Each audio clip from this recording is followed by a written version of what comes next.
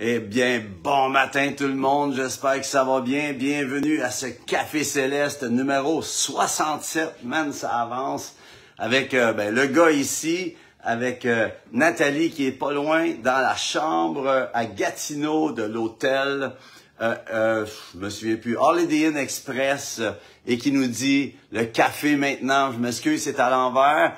On a eu un petit bug technique et à cause de ça, je suis en direct de St. Lawrence pour cette fois-ci. Mais merci d'être là. Je suis content que vous soyez là aujourd'hui. Puis j'aimerais vous souhaiter à tous un bon matin. Alors sans plus tarder, nananana, nananana, nananana, nananana, nananana, nananana. Na na na na na na na na. Une autre fois. Na na na na. Na na na na na. Na na na na na na na na. Na na na na. Na na na na na. Na na na na na na na na. Café Céleste. Hey, j'espère que ça va bien. Je vois que les gens ont peut-être de la misère à rentrer sur le système aujourd'hui. On est en direct à partir de la chambre dans l'hôtel. On fait ce qu'on peut avec ce qu'on a. Et merci d'être là ce matin. Petite gorgée et je m'y mets. Bon matin Marie-Josée, Bastarache, bon matin à toi. Je prends le temps de saluer les gens. Rentrez là rapidement. Bon matin. André Bellan de la Turquie. Je t'aime mon ami. José, bon matin. Bon matin. Merci d'être là. Je pensais que je serais tout seul en train de parler dans ma chambre. Gérald, pasteur Gérald, justement à l'église où on est, l'église de la Nouvelle Alliance, si vous êtes dans la région de Gatineau, à 10h tout à l'heure, on va être ensemble. Je vous invite, si vous n'avez pas d'assemblée, venez vous joindre à nous. Merci à tous. Et sans plus tarder, j'aimerais commencer et j'aimerais vous inviter à prendre votre Bible et de pouvoir déclarer avec moi. Voici ma Bible. Allez, dites-le de chez vous. Bon matin, Vanessa. Voici ma Bible. Je suis ce qu'elle dit que je suis. J'ai ce qu'elle dit que j'ai. Et je peux faire ce qu'elle dit que je peux faire. Je me dispose en ce moment à entendre la parole de Dieu, à la comprendre et à la saisir pour activer, je répète, pour activer ce que Dieu a déposé du royaume en moi. Au nom de Jésus, Amen. Yes, c'est bon. Gloire à Dieu. Bon matin. Ah, je l'ai dit déjà à José. Amen. Alors, sans plus tarder, j'aimerais vous dire que la semaine passée, j'avais apporté un court message. C'était sur « Le peu que tu as est assez ». Et j'avais dans mon cœur de faire une partie 2 de cet important message. Parce que souvent, on est là qu'on veut faire des grandes choses. Et on attend d'avoir la grande chose pour pouvoir la faire. Alors que Dieu ne méprise pas les petits commencements et au contraire, se sert des petits commencements. Alors, si tu as quelque chose dans ton cœur que tu attends pour faire cette grande chose que Dieu, la vision est tellement souvent énorme, mais à cause, et on pense que on doit attendre que ça vienne gros comme ça, mais la réalité, c'est que ça démarre souvent dans le secret, ça démarre souvent dans la solitude, et Dieu ensuite amène les gens qu'on a besoin pour accomplir ce qu'il a mis dans notre cœur, voyez-vous. Mais souvent, on voit juste the big picture, la grosse photo de la fin, alors que Dieu veut qu'on parte avec ce que l'on a. Hein?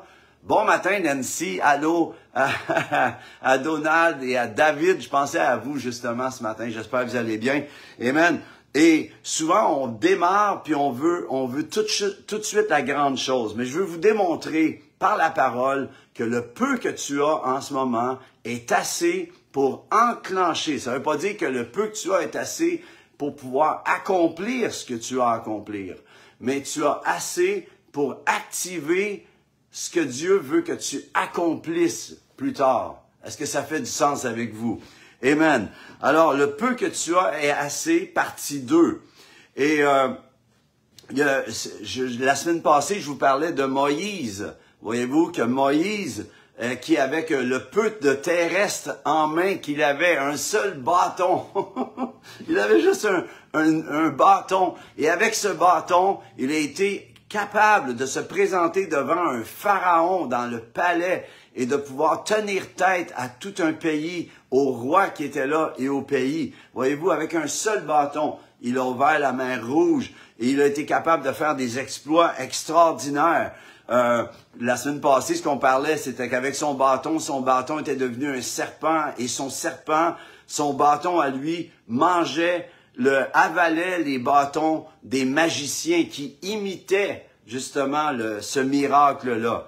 Et ça nous démontre comment on doit être affairé à ce que Dieu veut nous donner de faire. Avec le peu qu'on a, on peut faire extraordinairement au-delà de ce qu'on peut imaginer. Alors, je voudrais vous parler ensuite d'un autre épisode, justement, ce matin de Moïse. Je veux faire la continuité de cela.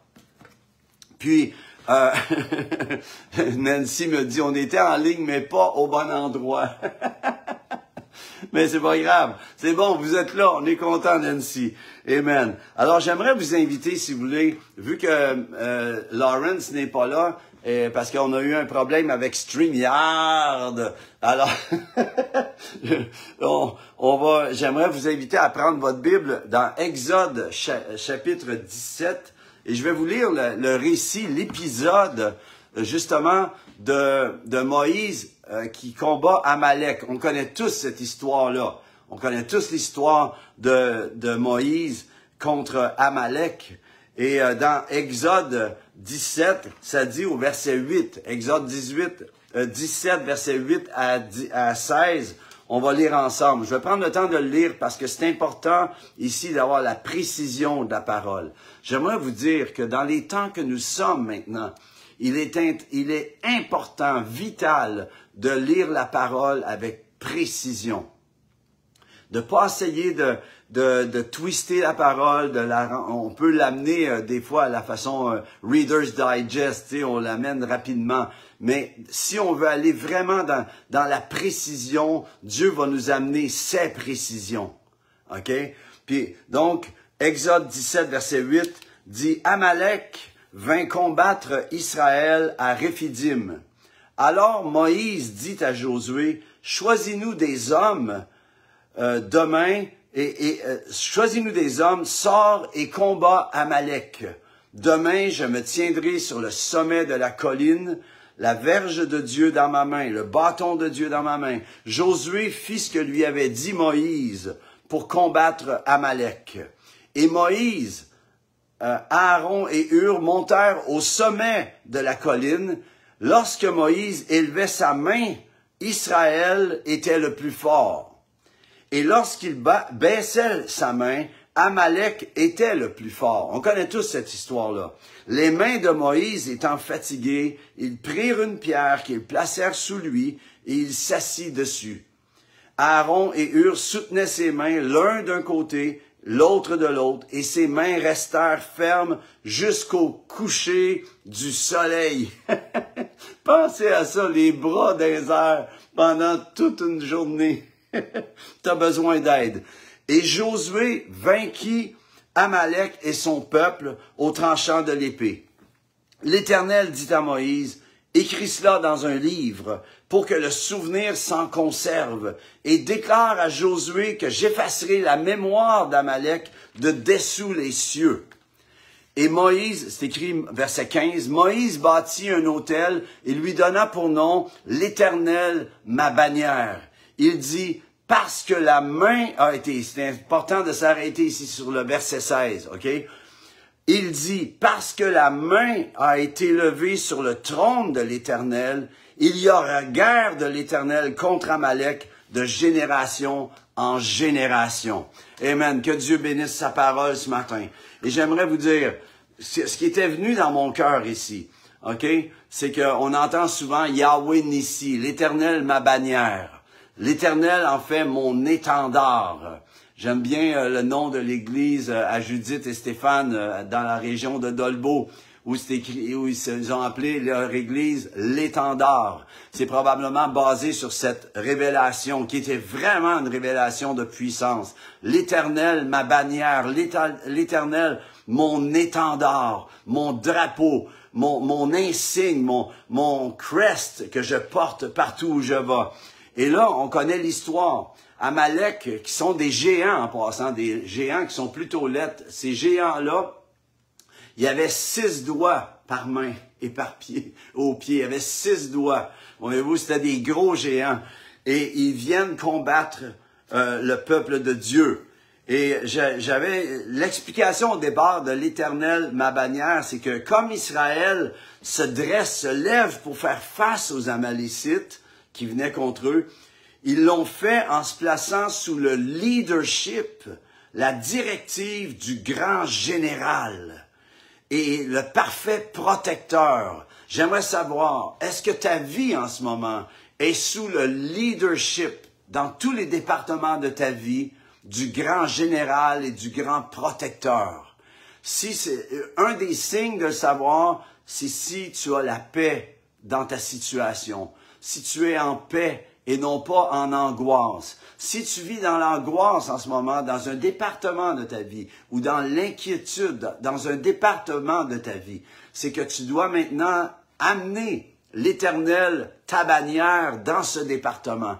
Tu dois déclarer Dieu, c'est toi mon protecteur, c'est toi mon commandant, tu es mon chef, et je te place dans ce département de ma vie. Quel qu'il soit, que ce soit ta santé, que ce soit ta vie entière, ta famille, quel que soit le département dans ta vie où tu as besoin de paix, eh bien, déclare-le. Tu es l'Éternel, ma bannière. Je bâtis un autel. Comme Moïse, je bâtis l'autel pour que la victoire soit activée. Amen. Et ce qui se passait, c'est que durant les batailles, dans ces temps-là, la bannière était un drapeau, un insigne, un effigie placé au haut d'une pôle qui servait comme point de ralliement ou comme un signal. Et la bannière identifiait à quelle armée tu appartenais. Quelqu'un appartenait. Et en appelant l'autel l'Éternel, ma bannière, l'Éternel, mon étendard, Moïse identifiait Dieu comme étant leur commandant, leur chef, et que c'était sous sa bannière qu'ils allaient orienter leur vie. Je le répète, orienter leur vie. Et c'est important en ce moment de déclarer Christ, notre bannière, son amour. Sa bannière sur nous, c'est son amour. Amen. Pour orienter nos vies et nos actions, comme Moïse le fait, comme Dieu les dirigerait. Et j'aimerais savoir, est-ce que tu te laisses diriger par Dieu en ce moment? Tu as une situation que tu vis en ce moment dans ta vie. Tu as besoin de quoi? Tu as besoin de ce que ce monde t'offre ou tu as besoin de t'arrêter, savoir que l'Éternel est Dieu et qu'il a quelque chose à te dire sur sa situation. Une seule parole qu'il va te donner va réactiver ta foi. Ainsi, la foi vient de ce qu'on entend. Et ce qu'on entend vient de la parole de Christ, de l'onction. Christ, c'est l'onction, le oint.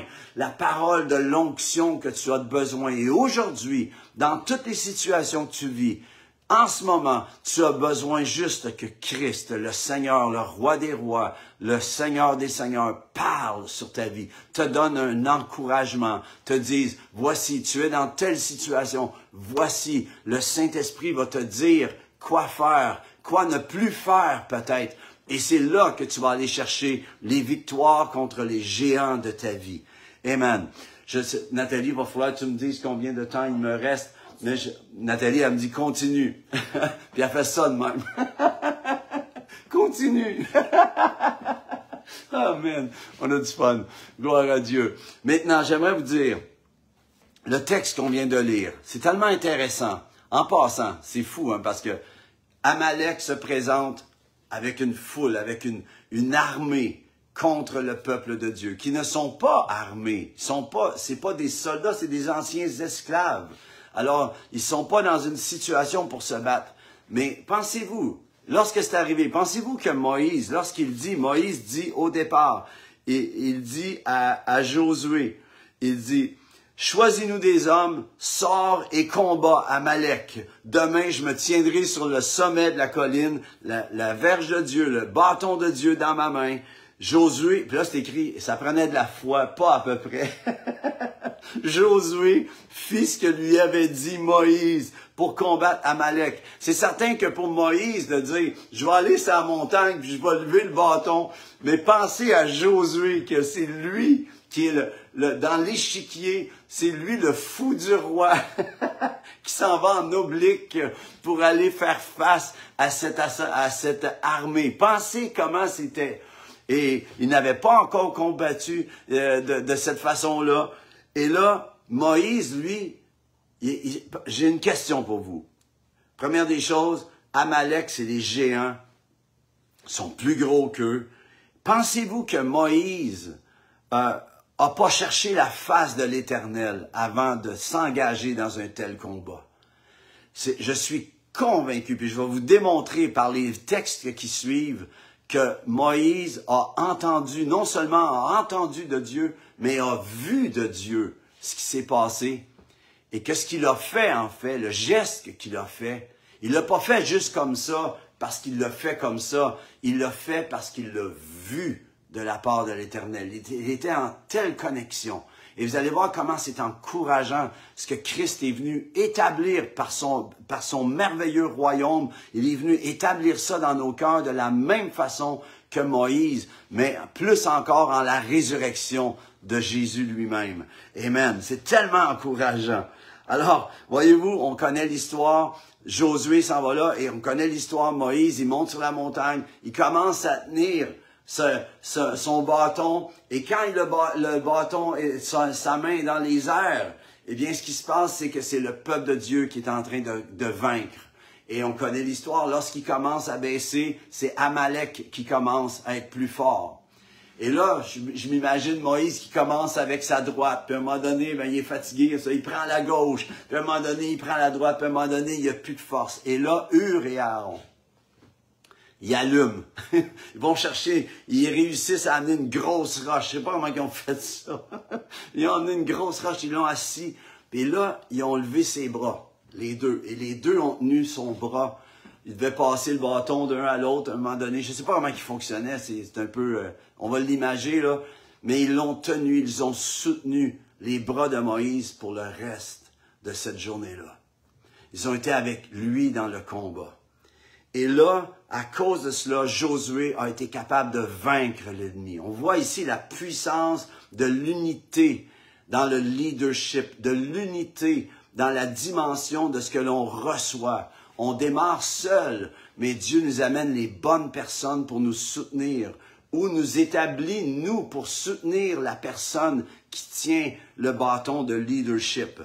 Et vous allez voir, je m'en vais avec ça tout à l'heure. Mais la chose, c'est que je veux vous amener à réaliser, nous amener. Ce que je veux dire, c'est qu'au verset 16, Moïse, après qu'ils ont vaincu, une fois qu'ils ont vaincu, ok, le Seigneur dit premièrement une chose au verset 14, il dit, l'Éternel dit à Moïse, écris cela dans le livre pour que le souvenir s'en conserve et déclare à Josué. Et ici, il se passe quelque chose de très, très intéressant. Il dit, déclare à Josué que j'effacerai la mémoire d'Amalek de dessous les cieux. Maintenant, Josué n'est pas rentré dans le pays, c'était bien plus tard qu'il était pour rentrer. En fait, c'était 40 ans plus tard qu'il était pour rentrer dans Canaan, voyez-vous. Alors, Moïse est en train de prophétiser le mandat de Josué à ce moment-là. Le transfert de leadership était prophétisé des années à l'avance. Voyez-vous, peut-être Moïse s'en rendait pas compte, mais il est en train de donner à la génération qui suivait que la vision que Dieu avait dit qu'il allait renverser, qui était pour effacer la mémoire des géants contre le peuple de Dieu de dessous les cieux. Et la chose qui se passe, qui est très intéressante, c'est un rappel à Genèse 3.15, quand Dieu dit au serpent, voyez-vous, au serpent, Genèse 3.15, alors que le serpent a fait chuter Adam et Ève.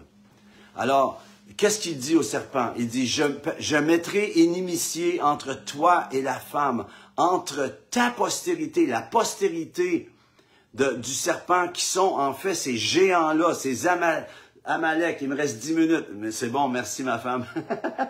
Amen.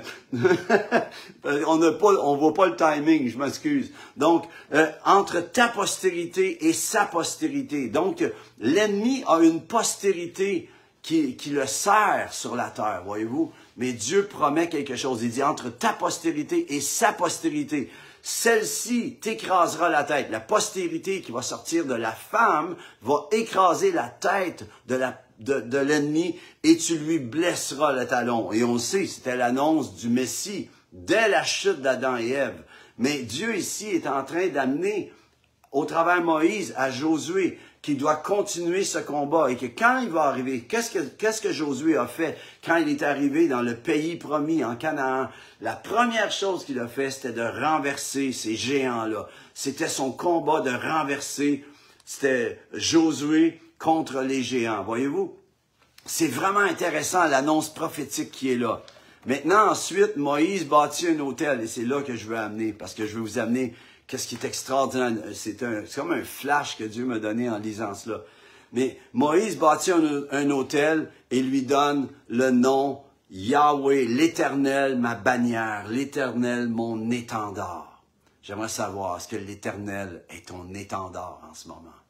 Parce que c'est installé en Jésus. Jésus est le grand chef, le grand commandant de nos cœurs. Amen.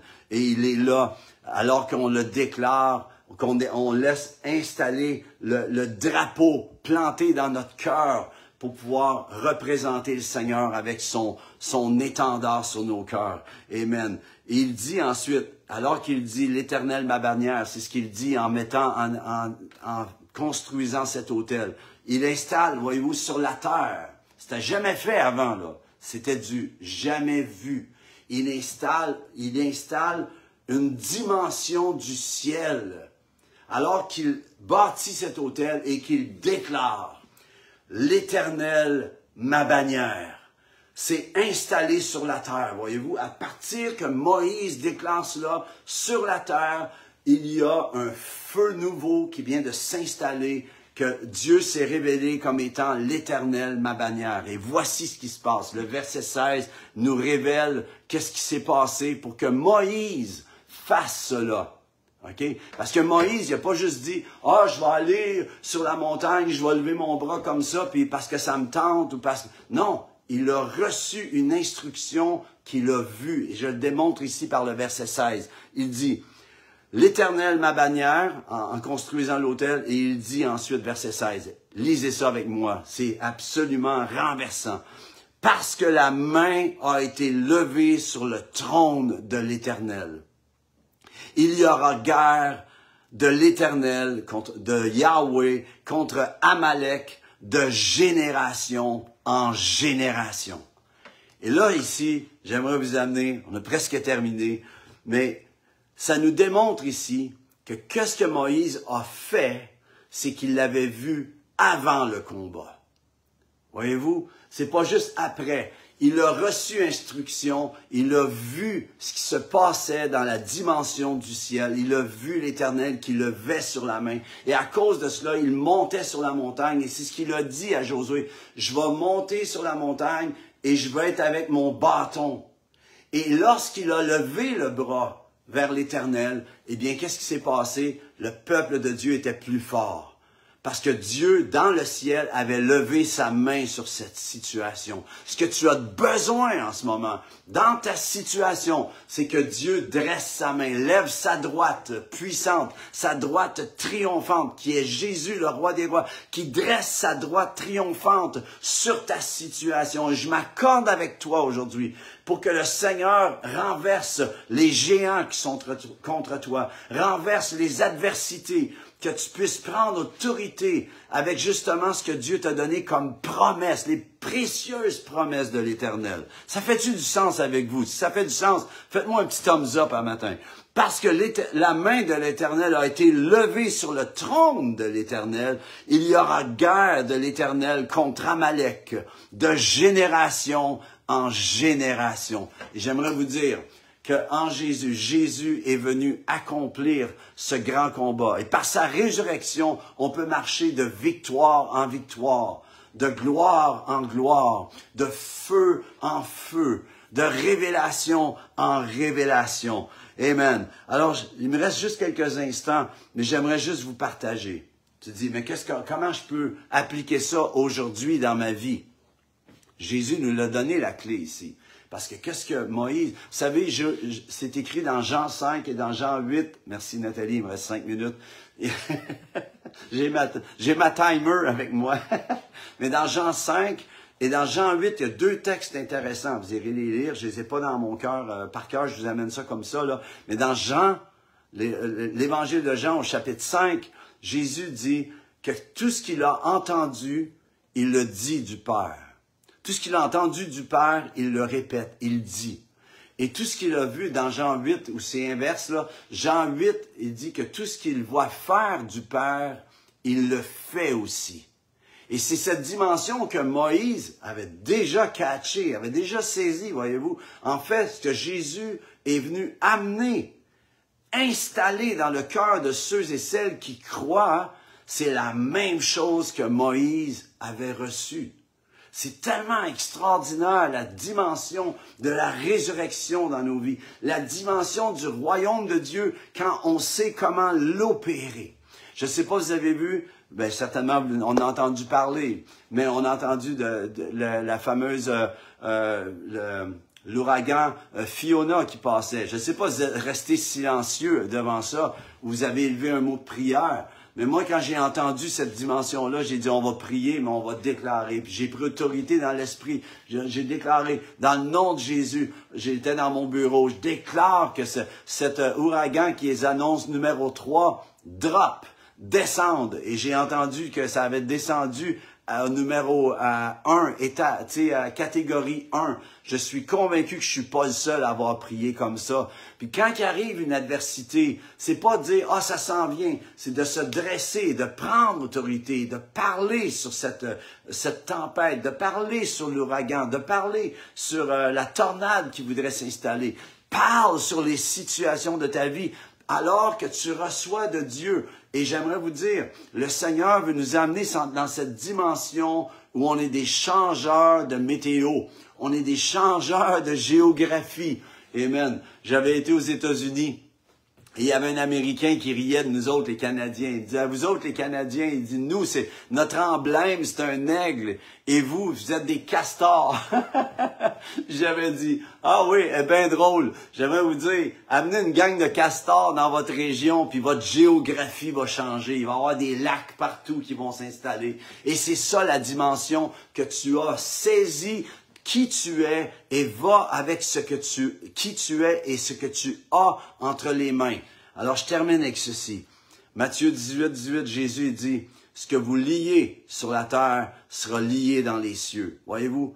Parce que comment ça fonctionne? C'est que tu le vois Dieu du haut des cieux, tu reçois la dimension à déclarer qui vient du ciel, tu le déclares et le ciel l'installe, voyez-vous? C'est tellement extraordinaire. Alors je veux te dire pour terminer, le peu que tu as en ce moment est assez, si Dieu est dedans, pour enclencher ce qui est glorieux au-devant de toi.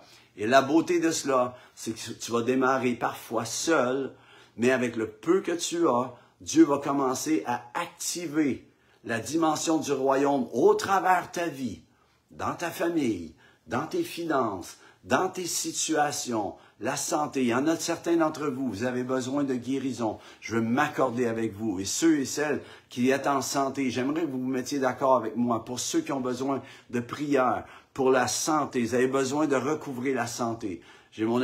J'ai des amis qui m'ont... j'ai parlé avec des personnes cette semaine, j'ai prié avec eux, puis ils m'ont écrit, puis les médecins leur disaient des choses. J'ai dit, on va déclarer quelque chose, c'est que Dieu est au-dessus de ta situation. Et ce que les hommes voient sur des rayons X, quoi que ce soit, Dieu peut faire disparaître cela pour le prochain rayon X. Alors, dans le nom de Jésus, on veut déclarer la vie, on veut déclarer la santé, on veut déclarer l'abondance de Dieu, on veut déclarer la créativité. Certains d'entre vous, vous avez besoin d'une touche de sagesse. Il dit, demandez-la simplement et il va vous la donner libéralement. Et c'est pas de la politique, là, c'est de façon grandiose. Et on veut déclarer aujourd'hui, dans le nom de Jésus, que le peu que l'on a, les 5 pains, les 2 poissons que l'on a, le Seigneur peut rencontrer des milliers et des milliers de personnes au travers de votre vie. J'appelle, je veux dire que tu es plus que ce que tu penses. Tu as plus que ce que tu penses à partir de la semence que tu as. Alors le peu que tu as, c'est la semence pour enclencher le meilleur dans ta vie. Nathalie dit que c'est terminé. Nathalie, je t'aime. Merci d'avoir été mon assistante comme cela. Les amis, j'espère que ça vous a béni. Je vous encourage. Tenez bon. Oui, il y a des vents d'adversité. Oui, il y a des difficultés. Mais dans le nom de Jésus, vous êtes plus que victorieux, victorieuse. Tenez bon. Soyez bénis. On se voit la semaine prochaine pour un prochain Café Céleste. À bientôt, je vous aime. Si vous avez aimé, partagez. Si vous avez aimé, semez dans ce ministère. Ça nous aide à continuer. Je vous aime, les amis. À bientôt. Bonne semaine. Le peu que tu as est assez. Sois béni.